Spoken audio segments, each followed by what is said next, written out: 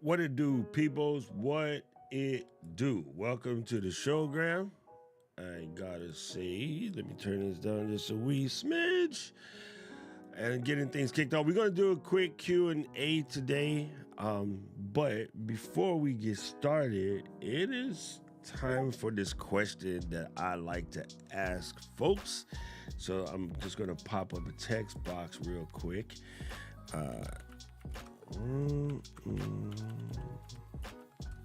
This is something that we have discussed on this channel before, and I wanted to just revisit it because, every once in a while, you have to go back and revisit the things that might be able to help you. You know what I'm saying? So, it's important every once in a while to revisit these things. So let me just pop this up real quick. And I just want to change something. This is not me. Where did it go? There we go. There's me. Haha. All right.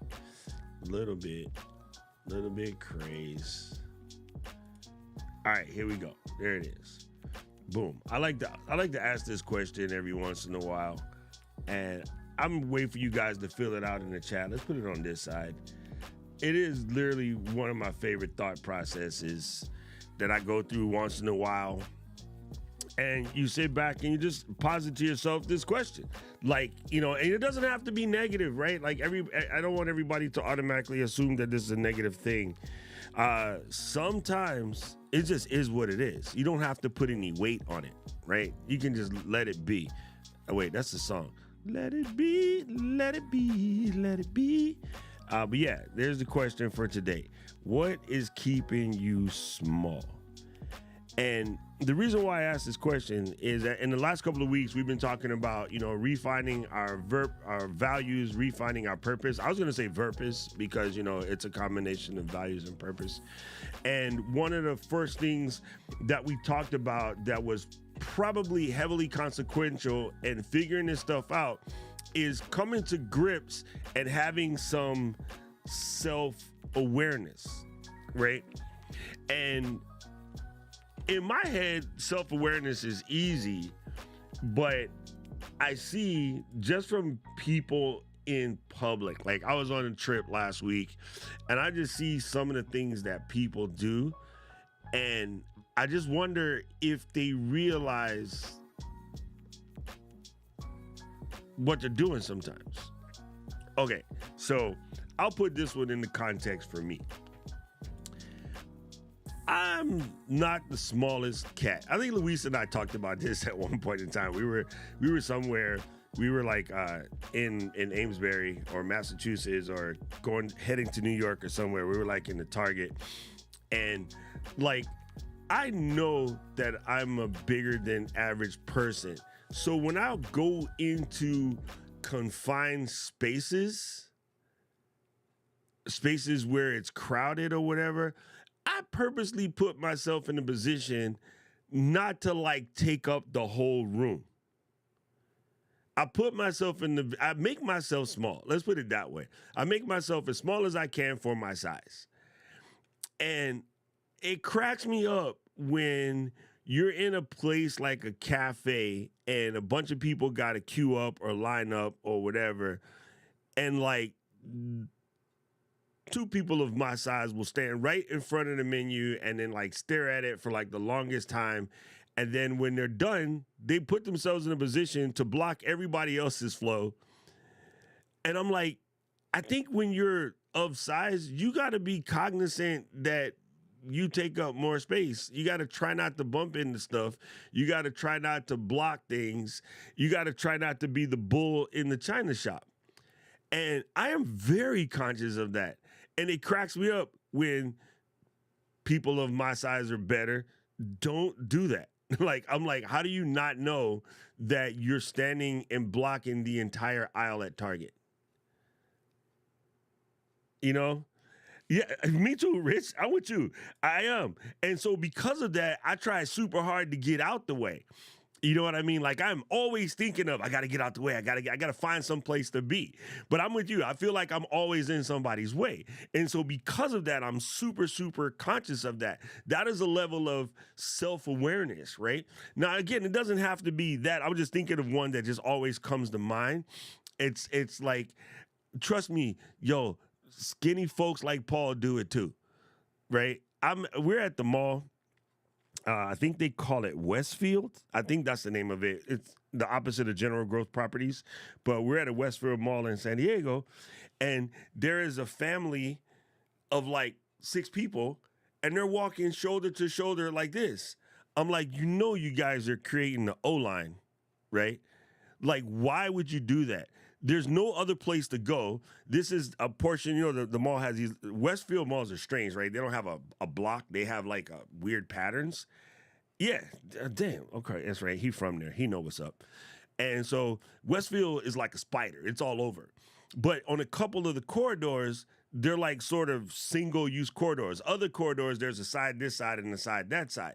But like you got a group of folks moderately sized. They're not big like me. They're not small like Paul, right? They're Luis, if you guys know what Luis looked like. And they're like 5 across, or 6 across, actually. And one of them pushing the carriage. And I'm like, nobody can pass you from the back, and nobody can come at you from the front. And you guys think this is a good idea at 5 abreast, how do you even conversate? How does person 1 conversate with person 6? Like, but like no self-awareness.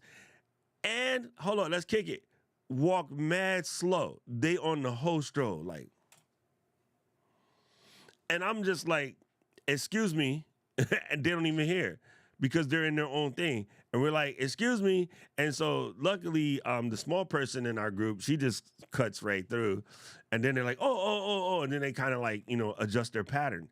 But that level of self-aware. So sometimes in the process of trying to reach a goal or set a pattern or whatever, you have to do some serious, deep reflection and really find out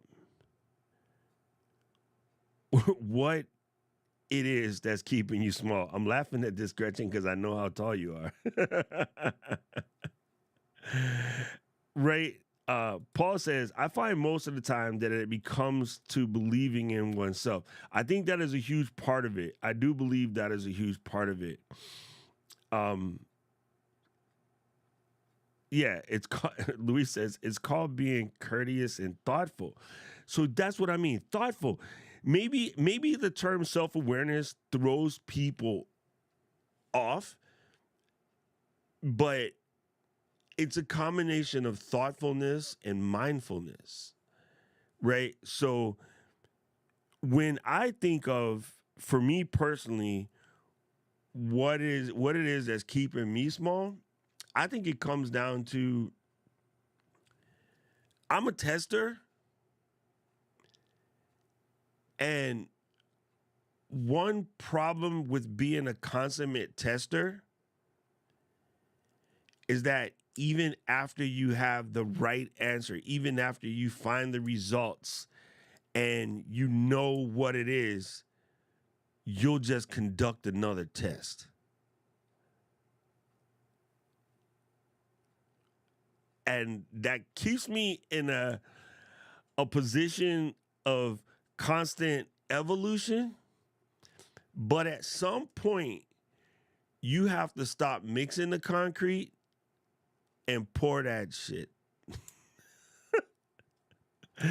I think that because I'm a tester, my brain cells, my pattern, whatever, is in a constant state of mixing concrete.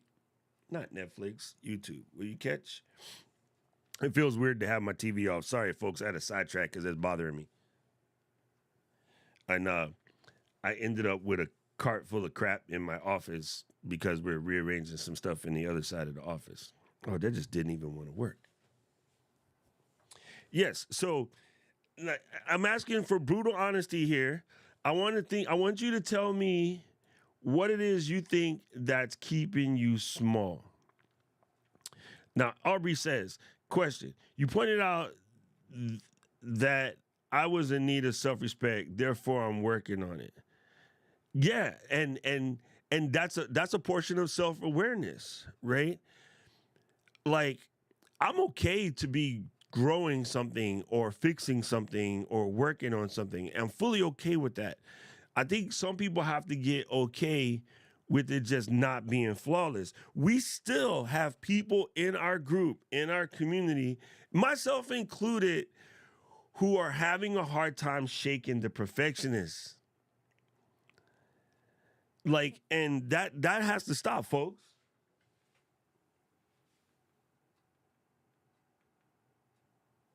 There we go.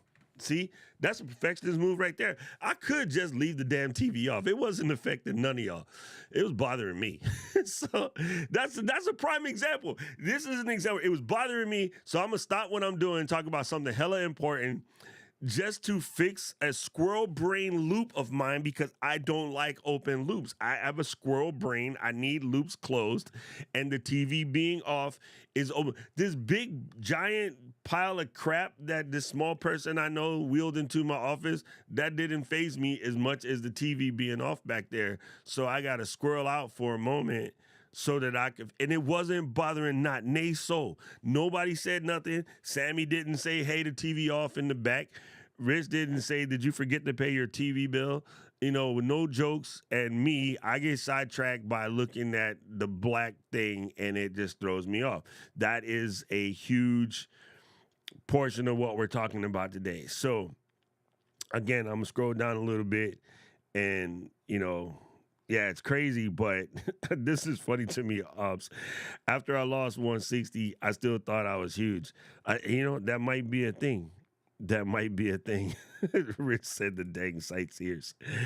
Uh, yeah, exactly, right? It's not about you, it's about them. That's what I always say. Scott, this is funny because I know you know better than anybody. I always used to crack up at the DJs that would just be looking in their turntable or their Serato the whole time and never look at the floor and see what's really happening. And they're in their groove and they're bouncing and they're doing everything, but they never looked at the floor to see what's really going on. And you got people just kind of like weaving. And I'm like, yo, you lost the floor and you don't even know it because you're head down, right? What's up, Mike? I like this one. Don't believe everything you think. That is absolute fire. It's really gold. I have a saying that I post that words hurt, especially the ones you say to yourself. We have a large amount of like horrible things in our belief systems. You know what I'm saying? Sorry, I'm getting family texts. They're allowed to bust through the they're allowed to bust through the do not disturb, unfortunately. Yeah, so it is one of those things where you can easily convince yourself of things that aren't necessarily true, right? We have a whole portion of that in our community because it's something I talk about all the time, right? People are on this idea of trying to look professional. And I'm like, but don't look professional, be professional. It's more important that you know what you're talking about. I mean, it's kind of weird to say this, but to me, a certain level of knowing what you're talking about and being able to deliver that in a clear and concise method, or depending on what you're doing, an actionable method, is more important than having the best lighting and the best camera and the best whatever, right? Because one of the things that you could do, if you know that you have something hella valuable to talk about, but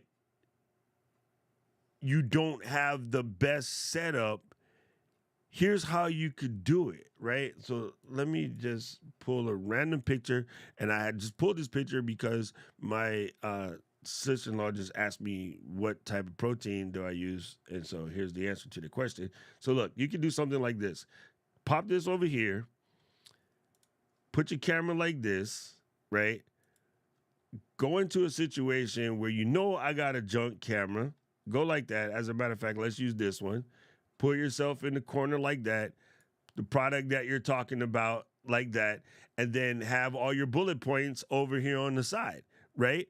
So it doesn't have to be, like super flawless, because what we're talking about, so we got a little something going on like this, right? This could be your whole show setup, right? You got the thing you're talking about, the key points. This is not, it's just an image, right? But it would be like your key points. And then you just make your camera small. If you know you have a horrible camera, make your camera small. But put all the weight into the design and the content and the information and whatever. That would be far more professional than not putting out this content, not building your authority, not being known as a thought leader in your space over the vanity of worrying about, I don't have a setup that looks like Paul. Some of you guys right now sitting on some super dope info you need to get out, and you still sitting on it. One of our friends in our group, congratulations, just launched his product, but was literally sitting on it for a hot minute trying to get everything right. And I'm like supportive, but I wanted to just yell and scream at him and be like, fam, I know you've been here every week. I know you've been listening. Why are you still trying to make everything right before you launch it? Just can launch it. And get my buttons right before I say something and don't have the there you go. Like boom, there you go. Yo, Mike, love it. Careful with your stinking thinking. That is good, Mr. Mike. Be careful with your stinking thinking. There you go. All right, unpack this, Dan. What are we afraid of? Let's be straight up. It is easy.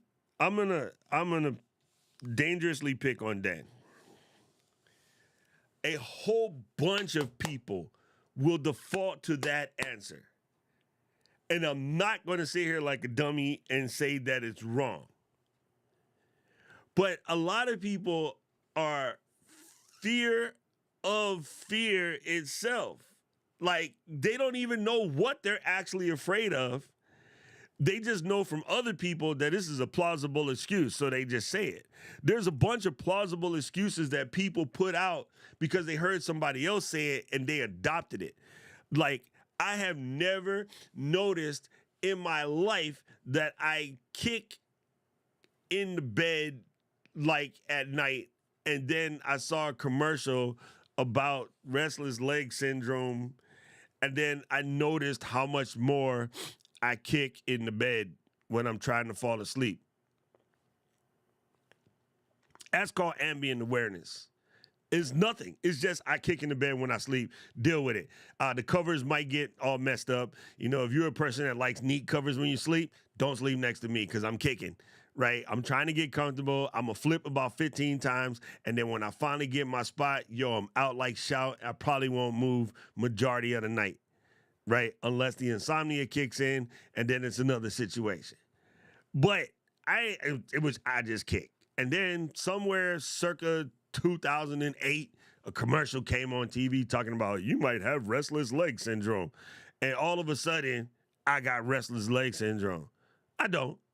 But in my head, oh shit, sounds like what I got. Oh, wait. Oops. Sounds like what I got. You know what I mean? And so now there's a whole bunch of people. The reason why they put those damn commercials on the TV is because you will go to your doctor and you will ask these questions. And some unscrupulous Fs that get paid in nice dinners and golf and trips will prescribe you some crap you don't even need. They will let you self-diagnose a problem. And a lot of people adopt other problems that they hear other people say.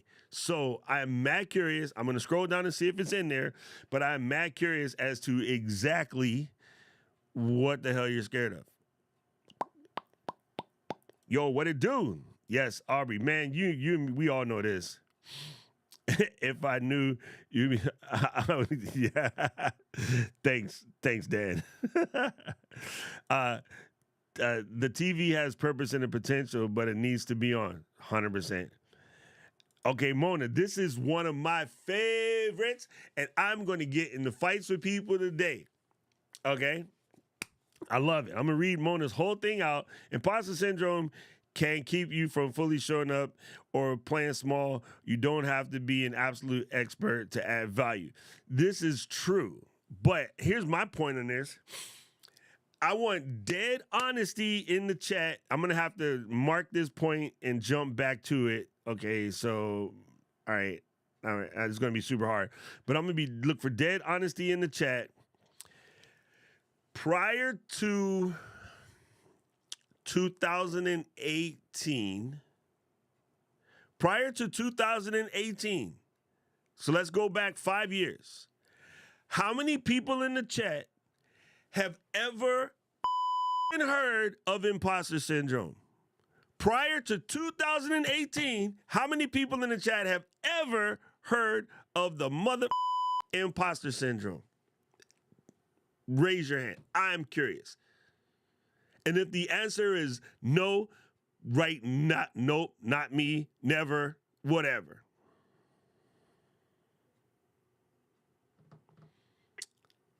Aubrey says 2014. She could be right. It could be older. But in my head, I feel like it hit the internet with every other. I'm sorry. This is gonna be a marked for not advertisement stream, because I'm gonna get mad as hell about this one. I completely know what it is. Dr. Rose, dude, I know the study, Dr. Paula Rosecrans, all the way through and through. But I'm just saying, ain't nobody in the internet never ever mentioned imposter. If you were clinically in some kind of therapy, maybe. Because you were in some therapy, right? I forgot exactly what year. I forgot what year Aubrey had her accident, so she might have been in therapy and it might have came up. But for the most part, the way that we see it in every video on YouTube and when it was trending, I could probably do a Google's trend search and find out when it really popped off on the internet. But the most part is what Mona says is true. It's 100% true. But I'm gonna also say that although there's a written paper by Paula Rosecrans and there's some written books and stuff on it. Okay, so Mike said back in MLM. All right, but I swear I never heard of it. And I was in MLM all the way back then too, just never heard of it. And all of a sudden, it became everybody's problem. Everybody and their mother adopted it after it gained a Google Trends bump somewhere around 2018. And I've never seen so many people talk about it until then. And I want to say, I'm going to be an a-hole right now. Of the 100% of the people that talked about it, maybe 5% of them might actually have it. The rest of them were looking for a very plausible excuse. I'm going to be a total a-hole right now. I don't believe in it. Dan said the same thing I said. Look, don't get me wrong. I don't believe in it either. There was a whole bunch of, theories and thoughts about oh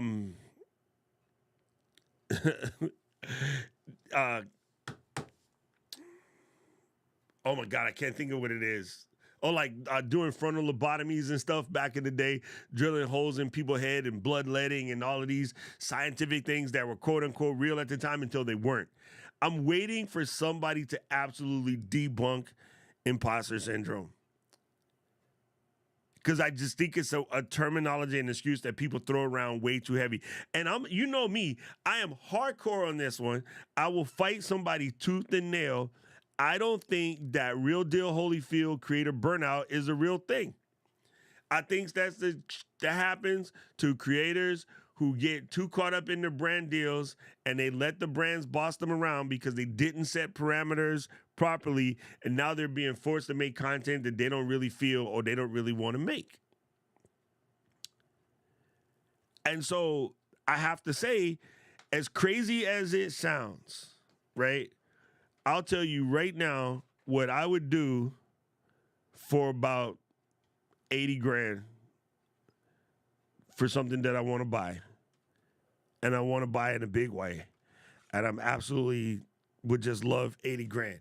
But if some company came to me and said that they would give me that, but it would require me to do some things that don't fit my value set, don't fit my purpose, don't fit what I want, you know what I mean? Something that wouldn't flex my value for curiosity, wouldn't flex my value for knowledge, wouldn't flex my value of creativity, wouldn't flex my value of giving service, and definitely wouldn't flex my value of self-respect. If it didn't hit those five, even though I really want 80 G's, I'd tell them to kiss my butt. I wouldn't want to ruin what I've worked on over the last 50 plus years just for 80 G's. 8 million, I don't know. that might be a different 8 million might be a different thing. You know what I mean? I might do some shady shit for 8 million, but no. I don't think it's worth it. And this is what happened to all the creators that scream burnout. They got a short-term bump from some company that wanted to pay them 10 grand to make a video. And then they started making the video and using the product and be like, this product kind of sucks, but I already told them I was going to give them a positive thing. And now you are set up to say something that you really don't mean, and you know you're about to cause yourself some hardcore reputational damage. Everybody in here has done something that they instantly regretted, and they remember that feeling from maybe when you were a kid. And every other time you've put yourself in a situation to do something that you instantly regretted, that is the most sinking feeling you will ever have. Even if you're a person like me with no feelings, those, they hit hard.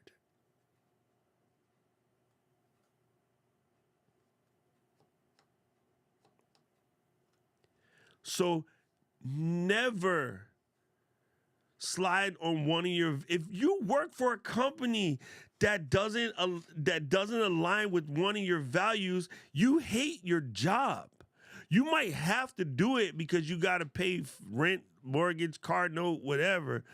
But those of you that hate your job, your company does something that doesn't sit properly with your values. Whenever you're stuck, all right, write this down. I'm gonna make sure that nobody misses this. Write this down. If you don't have a pen, pull out your phone and say this to a note. I do not believe in the colloquial term stress. I think the colloquial term stress is a bunch of BS that allows people to stay scared and not get where they need to go. But here's what causes it. The number one thing that causes it, the real deal stress, the actual stress, the word that is what it should mean and should mean nothing else, is when something you're doing completely misaligns with your values. That is what causes actual stress. Somebody yelling at you, no, you're just mad. You want to punch them in the face, but you can't because society, nonviolence, whatever, right? Somebody cut you off or do something like that, like, yeah, you're a little bit angry. I wouldn't call that stress. We start putting stress on things that aren't really stressful. I seen a bunch of buttons on the computer, this new app. I don't know how to use it. I'm stressed out. No, you're not. You just don't know how you fear of the unknown. Completely acceptable. That is fine. I am afraid that I don't know what I'm doing. Acceptable conversation. I am stressed out because I don't know what I'm doing. Bullshit. Because in 3 hours of training and you know exactly what you're doing, then you're not stressed anymore. So stop putting that word in places where it doesn't go. But real deal stress, and when someone makes you do something or perform something or be in a situation that doesn't align with your values. The second biggest cause of actual stress, broken promises. Whether for somebody else, to somebody else, or with yourself. Mostly with yourself. When you mostly get, thank you. I said that earlier. Some little person wheeled that crap into my office and I didn't know, but I had to go live, so I just had to be there. It's driving me nuts. I just cleaned my office too, June. I don't know if you creeped down here when I was gone, but it was beautiful. Yes, fantastic book. I love this book. It was funny because it was one of those ones that is exactly me in a nutshell. So it was an easy read for me because I already do that. But yeah, broken promises is to yourself or to somebody else or whatever. Those are high causes of stress. Disappointment, high causes of stress. Nobody really wants to disappoint anybody. And so when you disappoint somebody, it bothers you because as humans, that level of service is probably in everybody's value set. They just might not call it that. They might call it some other things. And so whenever you're not able to serve the person that you thought you were going to serve, you have a certain amount of stress, right? If you are thinking right now, how am I going to get this to give my daughters what they want, and you know you can't, that's causing you stress. But it is 9 times out of 10 because of a broken promise. The root cause we're talking. I know you guys probably don't understand this, or you're not understanding how I'm processing this. I always process everything by the root cause. Okay? So what's stressing you out right now? My daughters want to go to Legoland, but I don't even know what the tickets cost. Let's say it's $100.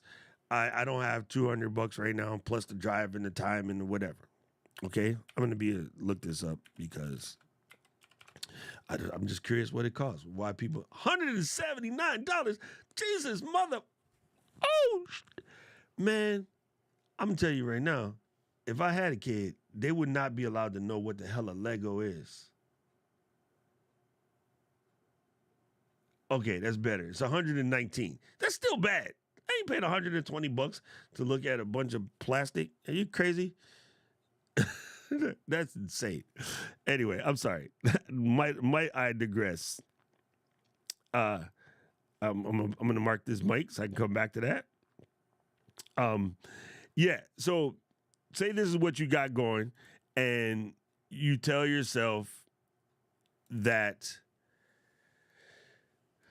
all right, I know I got to do this, so I need to, unask $500, right? So you talk to the boss, and the boss is like, "Oh, we got this project coming up, and if you do this, this, and this, you'll get that, and then we'll be able to do it." And you tell yourself, "Okay, cool, I can handle this extra work," but then for whatever reason, you don't get around to it, and now it's getting closer and closer to Legoland Day, and you still $500 short. And you haven't completed that task that the boss told you to do. And now you're running around trying to get it done. And maybe the reason why you couldn't get it done is because you asked Victor, and Victor said, "Oh yeah, I got you." But then for whatever reason, Victor flaked.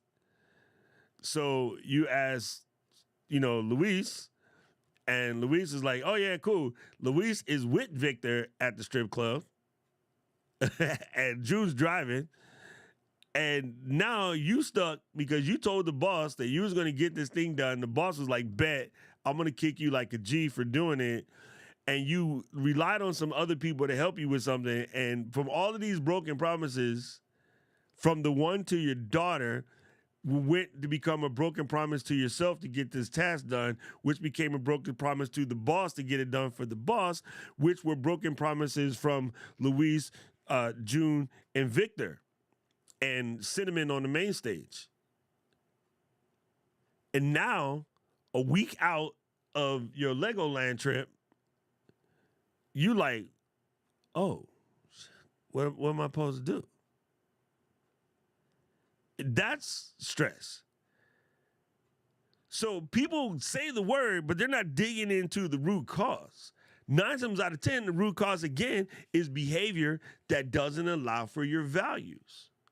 So if one of your values is family, and that included, taking your daughters to Legoland, but you took on a job that you probably knew you couldn't complete without the help of June, Luis, and Victor,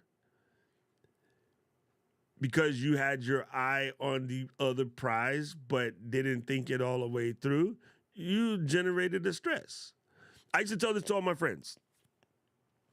They're like, well, I'm disappointed because my partner isn't doing this, what I expected. And I'm like, you should go into the entire situation with zero expectations. If you have no expectations, then you never get let down.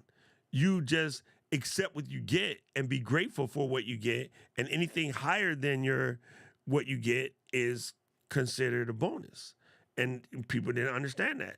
And I'll be like, all right, if I told you, Aubrey, that I'm going to buy you a green Mercedes-Benz to match your brand, and I show up with the blue BMW, better car, better color, sorry, Aubrey, or purple BMW, even better, you'll be like, what the is this? And I'm like, yeah, Mercedes sucks. I got you a Beamer. And you're going to be like, but you said you were going to give me a green Mercedes. And I'm like, yeah, but this is better. And you probably don't care because you had an expectation, because I gave some specificity, and because I broke that simple promise of just changing to an even better car, because we all know BMW is better than Mercedes, and a better color, because purple, you still would be a little bit like, mother, you said green. I was set on green, blah, blah, blah. If I just said I'm going to buy you a car and I rolled up with that exact same car, you'd be stoked. If I said I was going to buy you a green Corolla, it's a free car. You might not need it. You would sell it, but you would still be stoked when I rolled up with the beam. That's what they sound like. Doop, doop. Door open, automatic type, joint. Boom. Nice seatbelt sound, the whole 9. You still be mad. But if I, come with that and I told you I was gonna give you something less, you would be excited, right? Because you're setting expectations, which is why at Apple, we always underpromise and overdelivered. That was our theme and has been for a long time, right? This is gonna take me 7 days to repair this. I call you back in 3 hours, I'm done. Wait, I thought you said it was gonna take 7 days. Yeah, I found an opening, I got you hooked up. All right, bet, come get your computer. They were excited. If we told them we could do this in 20 minutes, and they came back an hour later, you done? Oh, no, man, I found out there was a missing screw, and then I had to go get a screw. I called the other store. It's going to be here in like another 3 minutes. They're going to be pissed. They're going to be pissed. They got to wait another 3 minutes because you just did it wrong. So, yeah, that's a huge point. Let me go back to what Mike said, because what Mike said was dope. Where did he go? Mike. Mike said, for years, origin story kept him small, but not anymore. I feel that to the core. I feel that to the core. 100%. That is, wow, that's a deep hitter. Dan and Victor. How the hell did Victor become Google? Dan and Victor are having a good conversation over here. I just Googled the imposter thing, and I kind of felt that way, but not the fear of being exposed as a fraud part. I always doubted myself, but it doesn't stop me from trying to doing things. Yeah, self-doubt and do it anyway. Man, make a flag. Make a freaking flag and stick it in your office. Self-doubt as happens. Do it anyway. I like it. Boom. That is a good, I hate the word motivator, but it is a good energy sparker. Yes, inferiority complex, similar but different. Yeah, completely different. 8 million, 4.5 million with taxes, the cost of rent. That stuff lasts you maybe 5 years. I don't know what the hell that comment meant, but I'm sure it made sense at the time, and we passed that. Sorry, Dad. If you work a job or run a business, you may have a crap week, but but now you can call that burnout. Yeah, yeah. See, that's what I'm saying. Like people get words that they hear from the internet, and it sounds like a plausible excuse, and it's easy to adapt other people's problems and run with that. I can't tell you one of the worst things. Maybe it's different when you're younger. I think it's really a big deal when you're older. But when you're younger and you run in a pack, right? So you got your pack of 3 to 4 dudes, maybe 5 dudes, y'all all kick it together. And then there's a pack of 5 or 6 females, and like they all kick it together. And a lot of times there'll be a little interdating or whatever. There'll be at least 4 or 5 couples in that joint. And then Todd decides he wants to be a man-ho. All the rest of the girls start questioning all the rest of the dudes. Because people like to adopt other people's problems. All the other dudes could be fine, minding their business, doing the right thing, like hitting it deep, hitting the spots, the whole 9 yards. But the day that Todd decides to become a hoe, all the other girls question all the other dudes in that circle. When your lady come home and starts questioning you about something, one of her girlfriends' husband did something stupid, and vice versa. When like one of your man guys come home starts questioning you on something they ain't questioned you on in forever, one of their friends, old lady, stepped out with June, and then now it's your problem. Because they watched that mess on TV, and then people just started, even if it's just from the TV, they started adapting. I've seen people start adapting problems in their relationships because they just watched the movie. Like, what the what? This is TV. This is not real. So, Real Housewives, I mean, look at how many people started mirroring the Kardashians. Like just remember Instagram circa 2012? How many people were mirroring the Kardashians? Come on, stop it with that mess. Mike is funny today. Couldn't go to Lego because I couldn't block off the time. Gotta call Paul. Yeah. Arby say I can't drive her a car, so I can't get her nothing. Don't. Dude, I'm not buying a Volkswagen. Are you crazy? It's just a Volkswagen. Flash came in here looking dope. What's happening, sir? Good to see you here. Yes, this happens all the time with just food. Let's get a pizza, and a burger shows up or something like that. 100%. It's funny because when I had a taste for, this is junior straight. You go somewhere, like we had a taste for this, and you get there and it's closed today. And you're like, damn, now I don't even know what I want to eat. I'm not hungry anymore or something like that. Like that happens all the time. You just can't really set those expectations. Yo, that's, man, you old. If you know what that is, dude, you're old. Oh my God. One of the best revelations when you realize it's not just me. Yes, brother. Yes, 100%. You're never alone. Yo, that's a quick reminder to the Drop Squad. You are never alone. Trying to lift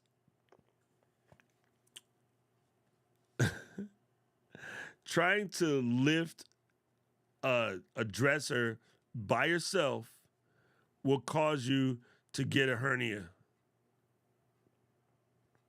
So the reason why we have a community is so that you're never alone. If you get at a place, man, look, I am working on this and I am absolutely stuck. Bet You just come in to the Drop Squad family. Check this out. This has got me stuck. Here's the dope part about family. You can ask us stuff you might be afraid to ask the public. Maybe you're afraid to ask your community about this thing, but you can ask us. We will tease you, yes. We will make fun of you, yes, but we will help you, yes. Why? Because that's what family do. We're going to give you mad shit because you forgot how to white balance your camera. Because Doc has told you 50,000 times. But we're still going to help you. The problem is, because of wanting everything to be perfect, because of wanting to feel like you know everything and it's not okay to not know something, because of wanting to be an expert when you don't have to be an expert, like Mona said way back in the beginning, you're not going to do it. You're going to sit there for 3-4 hours struggling with your camera when myself or Luis or June could answer that question in 30 seconds or less. Boom. Open up your camera. Go to menu page 2. And menu page 2, go to the third section. First thing on top of the list, press the center button. Scroll down 4 times. Click custom. And then hit the left on the rose wheel. Put a white or gray card in front of your face. Gray is better. 18% gray is perfect. Put it in the center. Press the shutter. That is now the white balance for your thing. Back out of that, you're set. Muscle memory.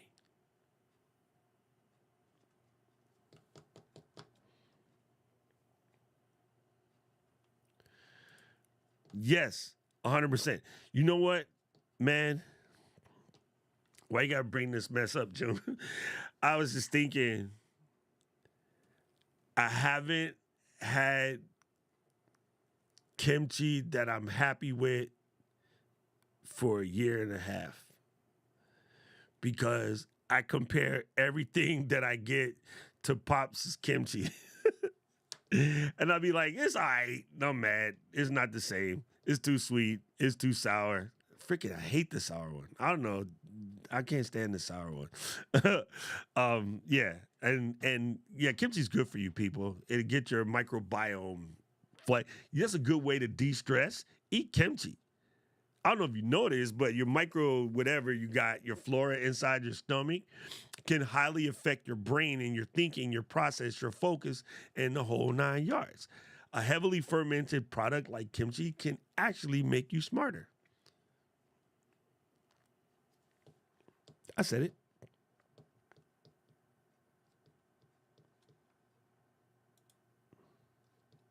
it. Oh God. Yes, Porsche is the Lexus of Volkswagen. It is Volkswagen, Audi, Porsche. Same exact car built on the same exact chassis at 3 different price points. And other than the really, really high-end Porsche, not any better than the Audi. Some of the high-end ones, they got some stuff in it. Most of the other ones are the same crap. Mm. The only Porsches I like dance at Femnu. Dude, you're doing it wrong. If you haven't had a good kimchi, yeah, you're doing it wrong. I can't say I trust you. Yes, we're gonna make Paul eat kimchi at Creator Camp. I just don't know if I can trust Bostonians to make a good kimchi, and I don't know if it'll fly world, right? Rich, can you tell them again? Some good hot rice and kimchi, about all you need. Paul just ain't had a good one yet. He had that fake San Francisco, whatever. Wait, somewhere between June and I, we're going to give you a recommendation of a place where you can go in the Bay and get some real deal kimchi. The Bay Area has Koreatown, so I know you can find some good kimchi. You just had junk kimchi because the good stuff is good. It don't have to be spicy. One of my favorites is cucumbers. Why are we talking about this? Anyway, so I had made some stars. Let me check my stars. Let's see. I want to go back to what Mike said. Mike said, the origin story could keep you small. Dude, I felt that from the bottom of my core. Because I think I was in a similar boat for the longest time of not feeling enough or not feeling adequate. I think Aubrey, she said sort of the same thing. Like your past is your past. I did a talk a while back, and I'm gonna try this again. This may or may not work, but we're gonna try this again.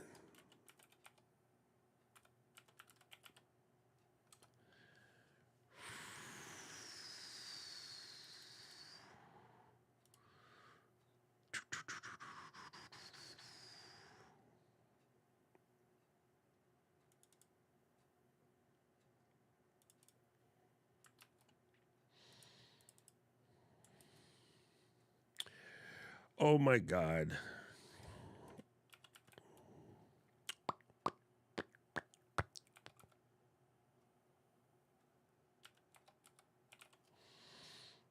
All right. One of these days, I'm gonna learn how to work the the new beta. All right. Somebody tell me, what does that mean to you? In the chat, quickly, what does responsible mean to you? Yes, your past is your past. What did Sarkeesian said? Oh, hot rice. There you go. That's just simple, Dan. That's funny. That is really, really funny. Yeah, just curious. I'm just curious because this is one of those things. I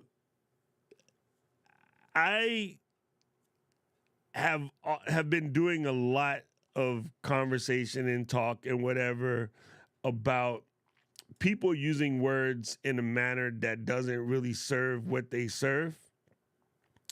So there's one of these people in the chat been listening to me. Rich is correct. It is 100% ownership. True story, right? And Aubrey said it's about being accountable. Also, true story, right? We're accountable with what we do with what we got. Boom. Mike is on it.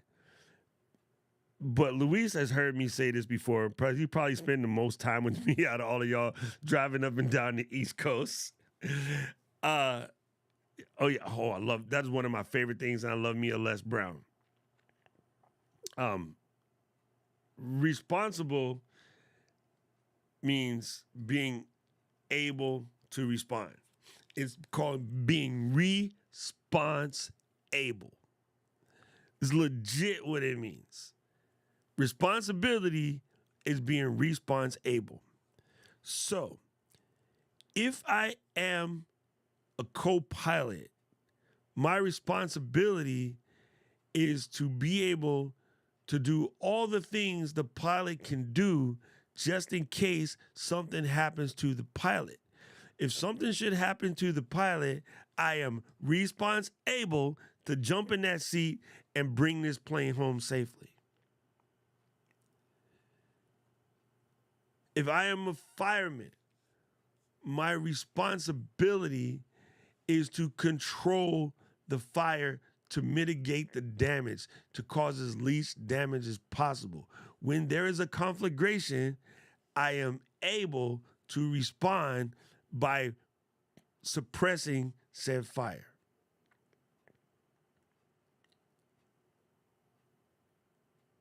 You have got to be response able. The problem is somebody would throw something at you and you don't, sometimes you are the somebody, by the way. Sometimes you throw the problem at you and you do not have the ability to respond. That is what throws your whole out of loop. That is when you break down. That is when you start using the stress word and the overwhelm word and the burnout word.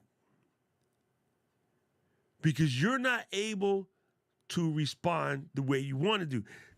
Tell me this. Scale of 1 to 10. Describe numerically this feeling. Someone says something to you that you completely don't agree with, and you don't respond in the manner that you're happy with, proud of, satisfied, whatever, and then you're in the car or walking away or eating, and you think of a better response, scale of 1 to 10, how shitty does that make you feel?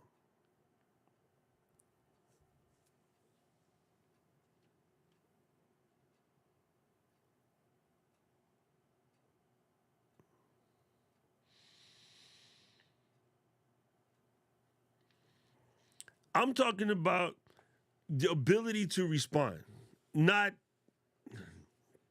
Yeah, I don't. So that's the reason why this word is messed up, is because people have switched it to look for blame. People use responsibility to mean blame, and that's not what it is. Right?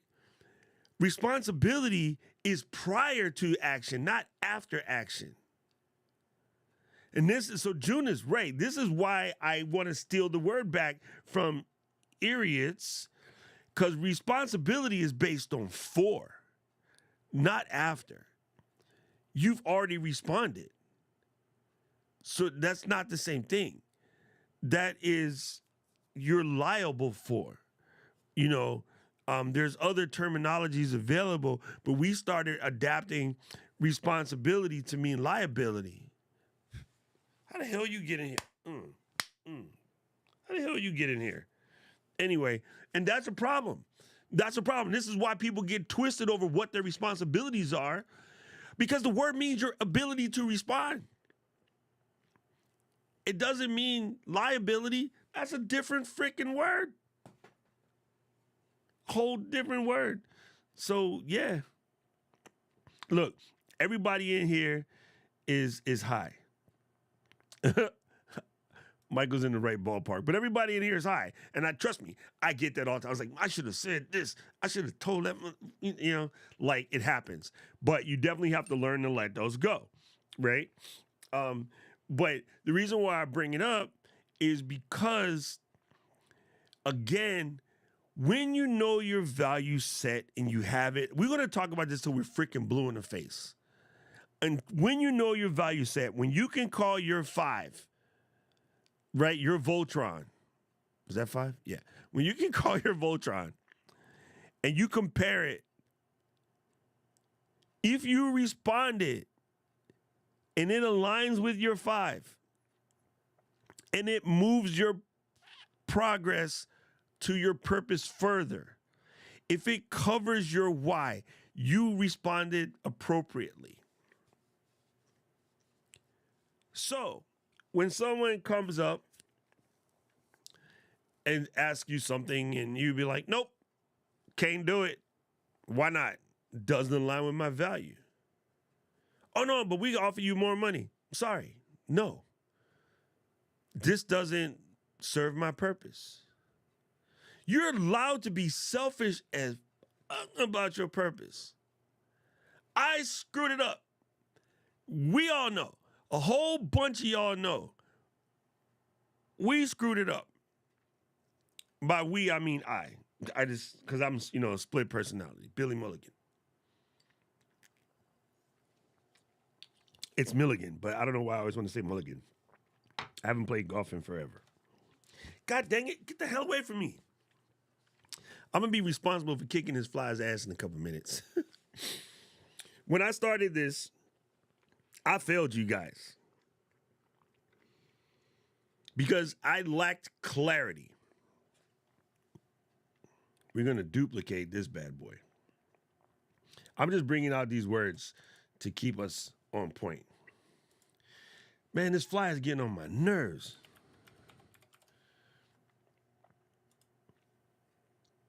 When we started what we started, I lacked the clarity. I was responding to a need for creators to get better at telling their stories, to put away excuses, to stop having this fear of the technology, to stop having this fear of being perfect. And I wanted to solve it, and I knew I could solve it, and I knew that if I could do that, it would positively affect the lives of 1 billion people, because some of you guys got some dope stuff to share. And the faster you can get over that small hurdles of fear, the small hurdles of the gear, the small hurdles of the know-how, you could start putting out the content that will make other people's lives better. I was clear as hell on that, but I wasn't clear on what does a person who's really willing to put their pride and their excuses and be open to learn looks like. I thought this was for everybody. I thought everybody can be a creator. They can, but everybody's not ready. Some people want to fight for their inadequacies. Some people, going back to what Mike Reed says, want to fight for their BS, their belief system. If you want to fight for your BS, if you want to fight for your bad beliefs, if you want to fight for your limitations, you will win. And I was trying to fight those people who weren't fighting against me. They were fighting for their limitations. And in that process, I lost myself trying to win battles that I can't win, because I am a natural born warrior. I am a trained soldier. Trained soldiers don't quit. Trained soldiers don't give up. Trained soldiers will fight. But you know what we did dumb as hell in Vietnam? We tried to fight stuff we couldn't win against. And a whole bunch of people suffered for it. So, not to take the analogy that far, because that's a very sad situation that happened and lost a lot of people, including some of my family. So excuse the analogy. Don't be offended by it. But I fought a battle that I couldn't win and messed up a bunch of you. I wasted some of your guys' time trying to win battles with people who weren't ready. And what I should have done out of self-respect value is be like, you and I are at a irreproachable situation, so you got to get, because these people got someplace to go and you're not ready to be here. But not having the self-respect to draw a line in the sand also caused me to fail on my value of service to you guys. So now that level of clarity is there. I'm clear as hell, right? And in order to provide the best service to those of you who really want to get down with the get down, I have to be absolutely clear at telling the people that don't fit, they don't fit. And it's not personal, but you can't be here. Because you're effectively ruining the experience for other folks. I did a bad job of that, because I was trying to be Captain Save-A-Ho and fix everybody. Some folks don't want to be fixed. Those that want to be, welcome to the party. You know what I'm saying? Those that don't, I'm not going to allow them to disrespect. I'm not going to allow them to disrespect the rest of the people in the family.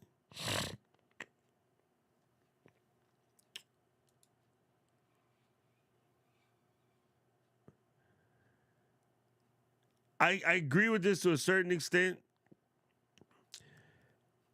I don't like reactions.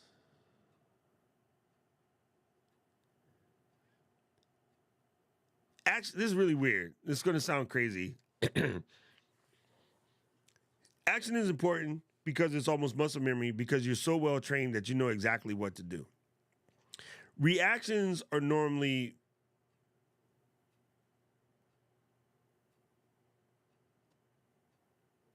well, not always. Never mind. I take it back. I was going to say reactions are normally like just flailing wirelessly at something, but a well-trained person's reaction to a left hook is to dodge out of the way, sidestep, and then throw a left cross back at it, catch the chin, sleep that person. Right? So if a left hook is coming at you, you block it, sidestep, straight jab, right about here, night night. You know what I'm saying? So that's different because that's martial training. Um, Here's me. I don't care what other people alter these words to mean. I'm gonna make them mean what they need to mean for me in order to get me to where I gotta get to go. I'm gonna let people keep throwing stress around as an excuse. I don't ever use stress as an excuse. You will rarely, if ever, I might say stress in relation to me and how I'm feeling less than 5 times a year. I really don't even use that in my vocabulary. There's some of you who say stress 10 times a day. So you're fighting for your limitation. If stress is your limitation, you're fighting for your limitation and you are winning. If fear of failure is your limitation and you talk about it constantly, you're doing what you think about the most and you are winning. And I'm an a-hole because I'm going to laugh. Because all you got to do is flip the switch. So many things that bother people in reality is a point of your reaction to that input. Your reaction to an input completely specifies what the outcome is going to be.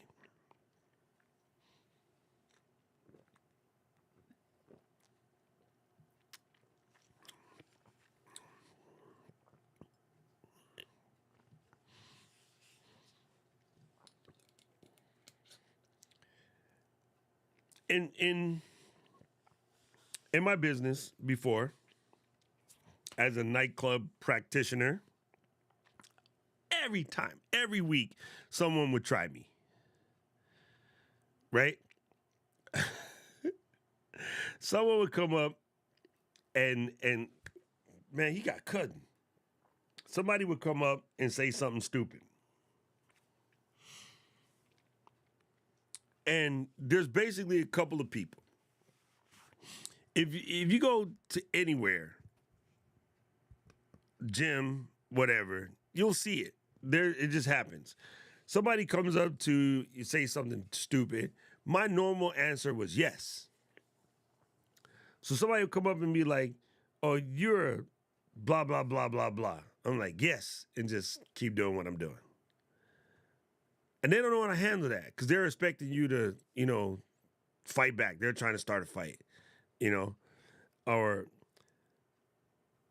somebody, back in the day would say something heinous or hateful or racist to me or whatever. I would just be like, yes, just because it's not the answer they're expecting and they don't know what to do with it. And then be like, yeah, you're right. And just going about my business.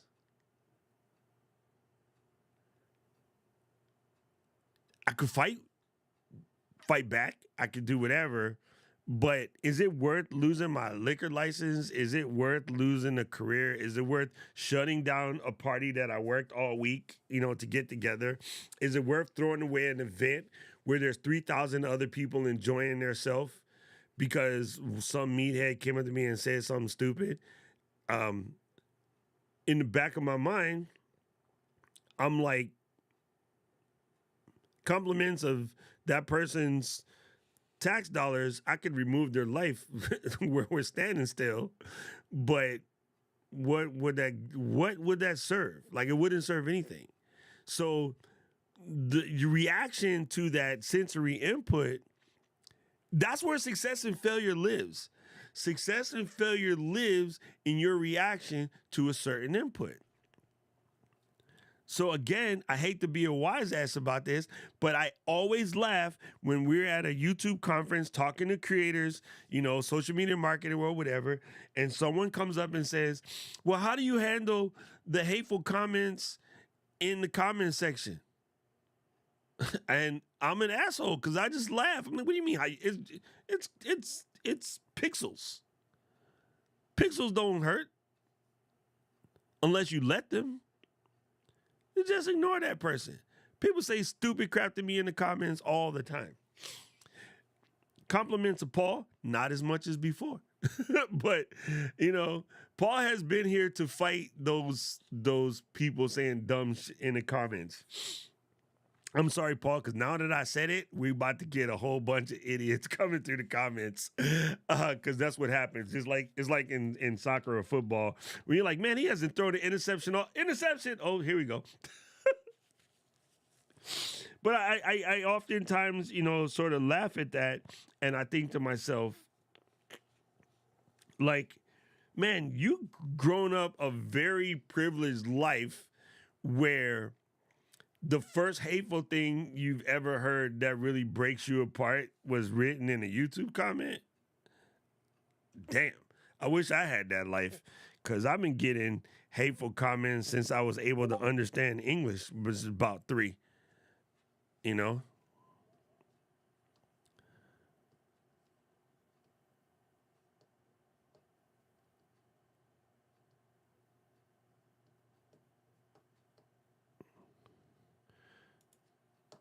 Key. Values definitely determine boundaries. Mental health, violence, whatever society focuses on how we react to instead of what we do beforehand. True story. Like, again, it's just one of those things. I know that as a trained soldier, like, I couldn't react to things the way the average person react to it, because if I were to do what I'm trained to do, that person's not breathing anymore, and I would go to jail for life over a stupid comment or somebody, trying to steal a friend or whatever, man. You got to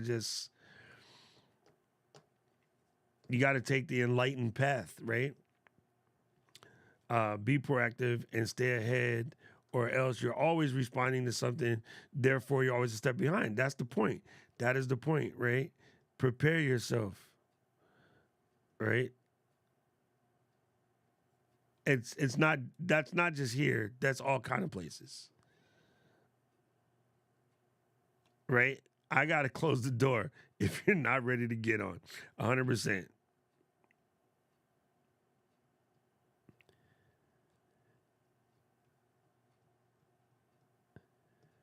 We are way past that, and unfortunately, that's never going to happen. So at some point, it's kind of wishful thinking. There's ways to make response to that now.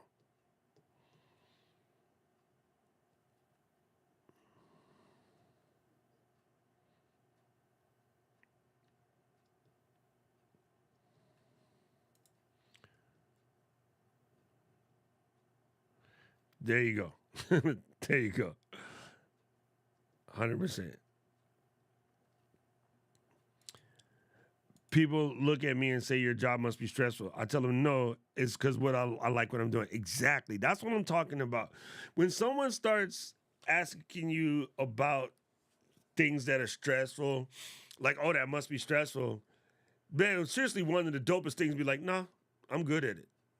Like, I, uh, I straight up, and she will tell you her own self.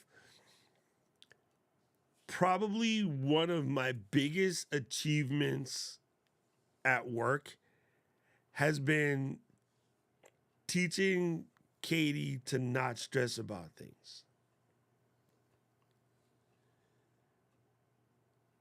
It's really, really weird. And I am lucky that we could be at a place now that when it all starts to get crazy to her, she will call me. Now, you talk about the boss will call me and be like, hey, I need your ear for a second. Bet. And she'll just dump whatever some person has done. And Paul would tell you this. Daniel's not here, but Paul would tell you this too. Sometimes, like, Paul and Daniel will come into the moderator chat and somebody's being like sideways in the Facebook, and I will just come in and be like, all right, let's bring this down a notch. F that person. Let them go, right? And then and Kenny going to be like, yeah, we'll just give them back their money and send them packing, because we don't need that moldy strawberry, to what Paul said, right? We don't feel that we need to bend over backwards for a cantankerous person.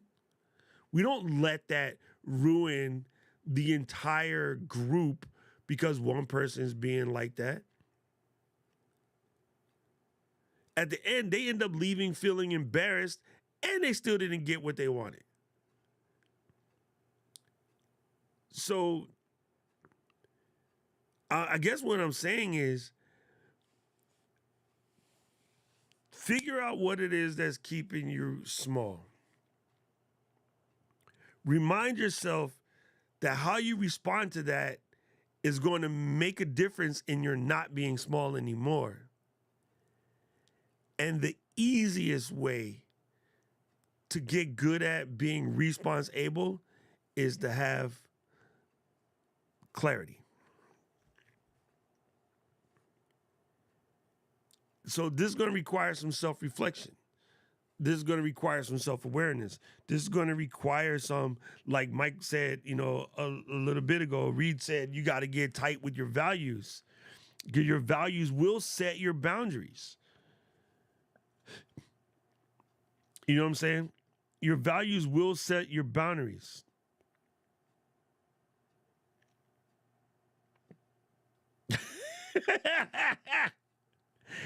This is why Rich and I are friends.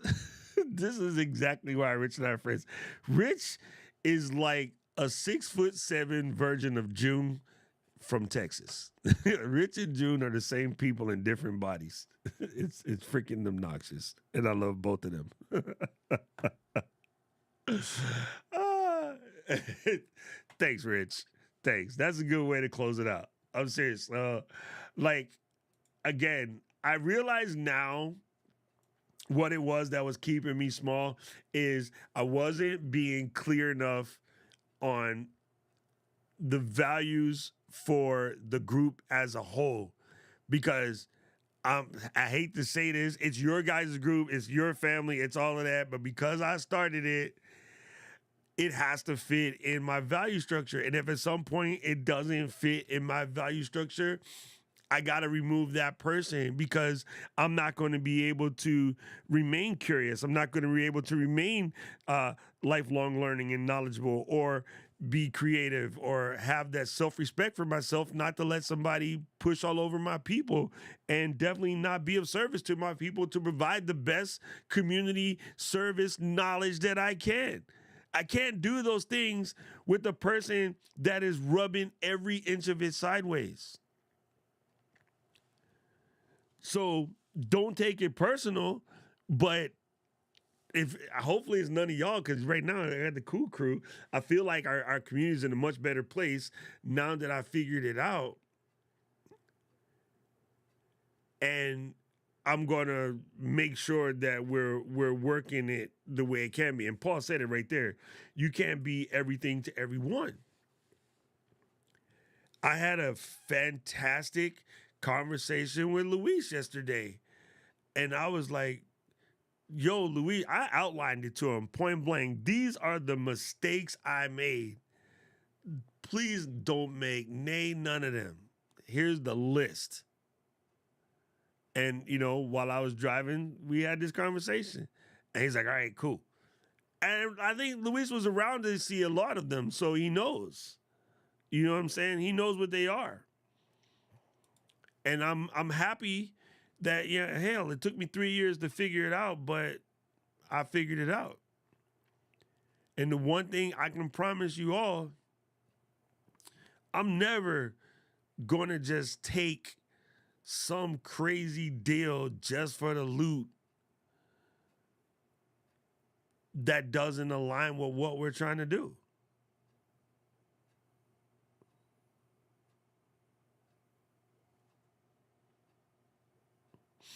Right?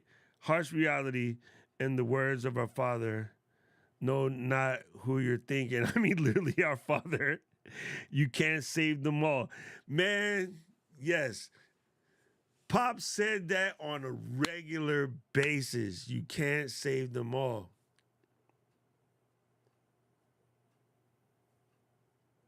And I fought this for the longest time.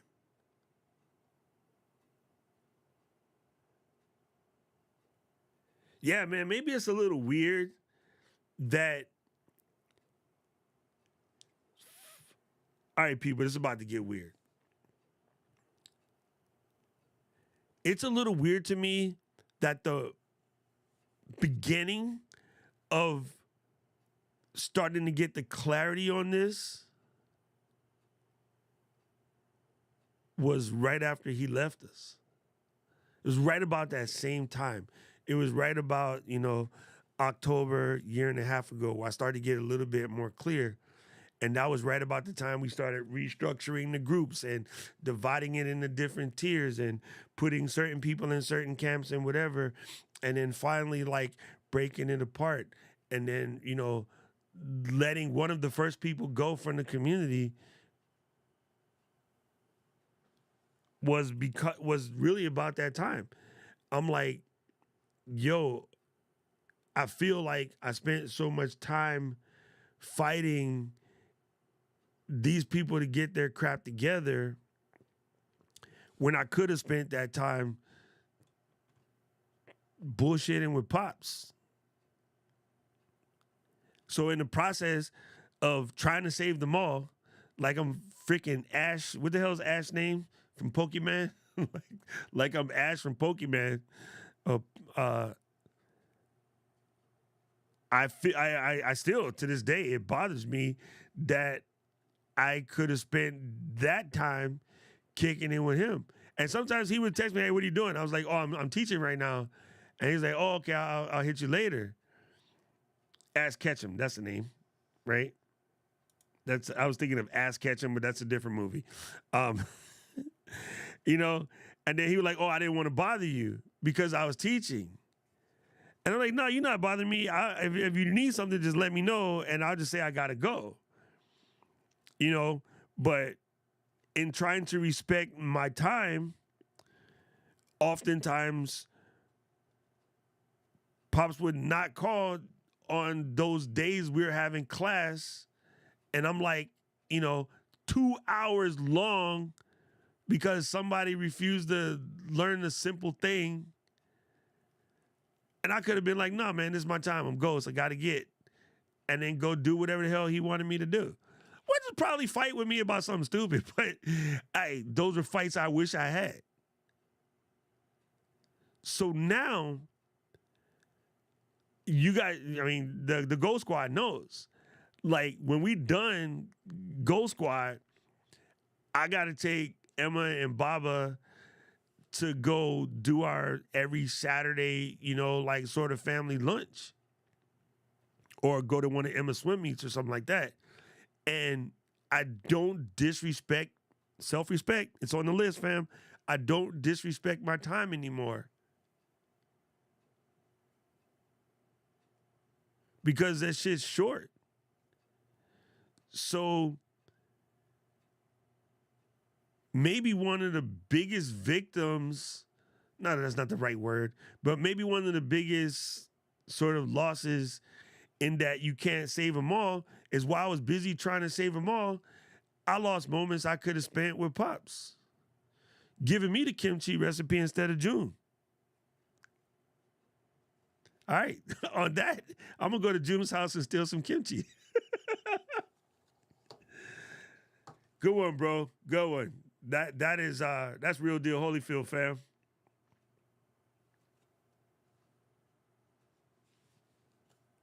You're just over there looking at me in the picture. Anyway, I'm gonna run, folks.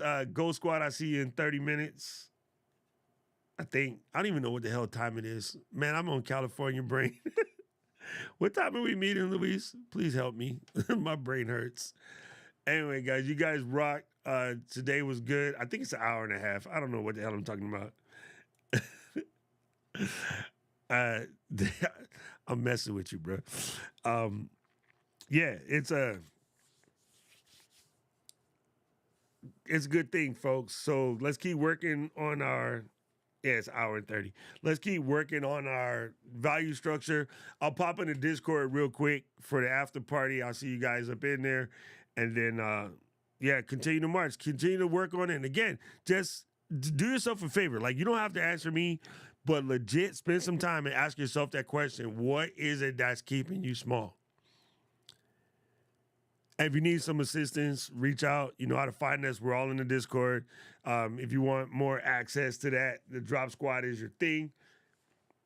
Just come in, hit up the Discord. When you're in the Discord at the top, you'll see the membership situation, and boom. Come on, Gretchen.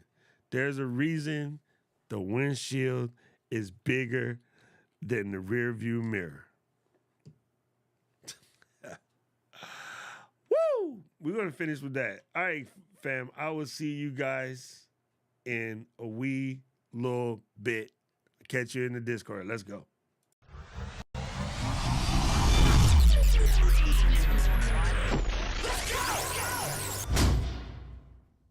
City of mine, how I love the city of mine.